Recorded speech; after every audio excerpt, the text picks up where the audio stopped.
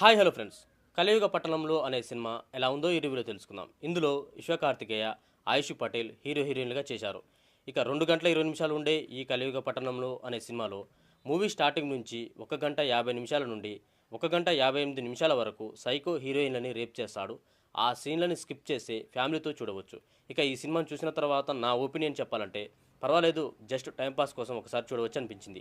ఎందుకంటే డైరెక్టర్ ఎంచుకున్న different concept బాగుంది. ఇంకా బ్యాక్గ్రౌండ్ మ్యూజిక్ పర్వాలేదు అనిపించింది. అలాగే హీరో కార్తికేయ యాక్టింగ్ ఇంకా మిగతా వారి యాక్టింగ్ కూడా పర్వాలేదు అనిపిస్తుంది. సెకండ్ హాఫ్లో కొన్ని ట్విస్టులు సీన్స్ బాగుంటాయి. ఇక ఈ సినిమా కథ విషయానికి వస్తే సినిమా మొత్తం నంద్యాల బ్యాక్డ్రాప్లో సాగుతూ ఉంటుంది. విజయ్, సాగర్ అనే ఇద్దరు కవలలు ఒకరు రక్తం చూస్తే భయపడతారు, ఇంకొకరు రక్తం అంటే ఇష్టపడతారు. వీరిద్దరిలో ఒకరు సైకోగా మారి హాస్పిటల్లో జాయిన్ అవుతారు. ఇంకో పక్క నంద్యాల పట్టణంలో అమ్మాయిల మర్డర్లు జరుగుతూ ఉంటాయి. మరో పక్క కొంతమంది రౌడీల మర్డర్లు జరుగుతూ ఉంటాయి. మరి వీటికి మన హీరోకి సంబంధం ఏంటి, అసలు నంద్యాలలో ఏం జరుగుతుంది అనేది ఈ సినిమా కథ.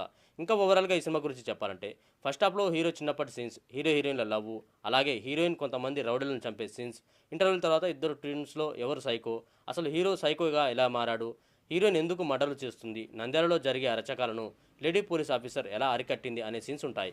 ఇక క్లైమాక్స్లో ట్విస్టులను రివీల్ చేస్తారు. అలాగే క్లైమాక్స్లో కలియుగ పట్టణంలో అనే సినిమాకి కలియుగ నగరంలో అనే ఒక సీక్వెల్ కూడా ఉంటుందని హింట్ ఇచ్చారు. ఇంకా చెప్పాలంటే హీరో యాక్టింగ్ బాగుంది, కానీ సినిమాలో ఉన్న సైకో క్యారెక్టర్లో అంతగా ఆయన యాక్టింగ్ పండలేదనిపించింది. ఇంకా హీరోయిన్ అందంగానే ఉంది, కానీ ఆమె కొంతమంది రౌడీలను చంపుతుంది, దానికి అంత స్ట్రాంగ్ బ్యాక్గ్రౌండ్ లేదనిపించింది. ఇంకా ఆమె రౌడీలను చంపిన విధానం చూస్తుంటే ఆ రౌడీలు వచ్చి దగ్గర నిలబడి మమ్మల్ని చంపండి అని హీరోయిన్ చేతిలో వాళ్ళు చనిపోయినట్టు అనిపించింది. ఇంకా పాటలు కూడా అంతంత మాత్రమే ఉన్నాయి.